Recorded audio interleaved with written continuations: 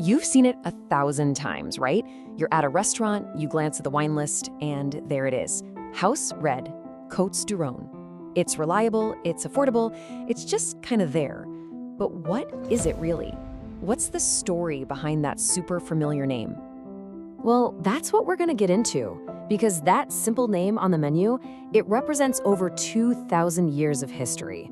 We're talking about steep granite slopes carved out by the Romans, sun-soaked fields full of these huge, smooth stones, and dozens of unique villages, each with its own special character. So today, we're gonna unpack this whole famous wine region. We're gonna take you on a little journey, from that one simple glass of house wine to understanding the vast, fascinating world that's hiding just behind the label. So first up, what does the name actually mean? Well, it's an official quality seal, an AOC, which stands for Appellation d'Origine Contrôlée. Basically, think of it as a protected name that guarantees the wine comes from a specific place and is made by a certain set of rules. This one was set up way back in 1937, and it covers a huge area. But here's the most important part. This area isn't one single thing. It's really a tale of two valleys. And that brings us to the single most important concept you need to get your head around. The Rhône Valley is split right in two. You have a north and you have a south. And honestly, they could not be more different. I mean, just look at this. It's amazing how these two profiles show completely different worlds that just happen to share a river. The north is this narrow, dramatic valley. It's got a cooler climate, which is why winemakers had to build these incredibly steep terraces to get enough sun. The south, though, is the total opposite. It's broad, expansive, and sun-drenched, with these famous round stones that soak up the Mediterranean heat all day long. And all of that, of course, has a huge impact on how the wine actually tastes. And the history is just as fascinating. You know, the Greeks and Romans were all over both places, but you can see the south got this major boost in the 14th century when the popes moved to Avignon and basically made Châteauneuf-du-Pape the it wine. The north, on the other hand, had a more recent comeback in the 1980s, when the whole world sort of rediscovered its incredible Syrah wines. Okay, so how does that whole north versus south split actually translate to the grapes and the flavors that end up in your glass? Well, it's surprisingly simple, and it all comes down to one golden rule. If you remember just one single thing from this whole explainer, please make it this. North means Syrah, south means Grenache-led blends. That's it. This one simple rule will unlock your understanding of pretty much every single red wine from the entire Rhône Valley. It's a game changer.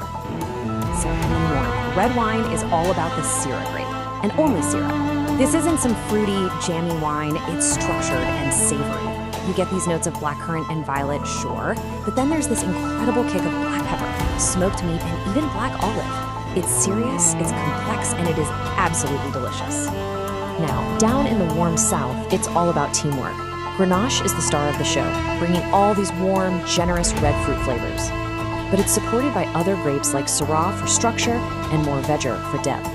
The result is a wine that just feels sunny and velvety, with these amazing aromas of dried herbs like thyme and rosemary. It's basically like bottling up the south of France. All right, now that you know the two main styles, let's look at how the region organizes all its different quality levels. It's actually really logical. The best way to think about it is like a pyramid. This system is basically a roadmap to quality. So at the very bottom, you've got your everyday Côtes du Rhône. You take a step up, and you get Côtes du Rhône villages, which is a bit more selective. Go higher still, and you'll see wines that can name a specific village on the label. And then right at the very top, you have the crus, the absolute best of the best. As you climb that pyramid, the geography gets more specific and the wine's character gets way more distinct. 18, that's the magic number. That is how many cru there are at the very peak of that quality pyramid. These are the legendary spots, like Hermitage and Côte Rôtie up in the north and Châteauneuf-du-Pape in the south. They're so famous, they don't even have to put Côtes du Rhône on the label anymore. Their name is enough. So this is the really crucial part. How can you use all this knowledge to find a truly great bottle of wine without having to spend a fortune on one of those super famous names? Okay, while those legendary crus are absolutely incredible, some of the best vines in the entire Rhône Valley actually come from their lesser known, but often just as impressive neighbors. Here are some names you should absolutely commit to memory. These southern crus like Terroir, Rasteau, and the newest one, Loudon, often deliver quality that is ridiculously close to the big names, but at much friendlier prices. They are the perfect way to explore top-tier Rhône wine. So next time you're at the wine shop, keep an eye out for these. I promise you, you will not be disappointed. And this just shows you how incredibly versatile these wines are. That savory, peppery northern Syrah is just begging for rich meats like steak and lamb. And those generous, fruity southern blends, they're a total natural for anything from the barbecue to pizza night or a nice hearty stew. So to wrap it all up, these are the 3 core ideas that will totally transform Côtes du Rhône, from just some generic name on a menu into a real invitation to explore a whole world of wine. Will it be a story of ancient Roman terraces and that peppery, savory Syrah from the cool north? Or will it be a story of papal history and sun-drenched herbal Grenache from the warm south? The cool thing is, now you'll know exactly what to look for.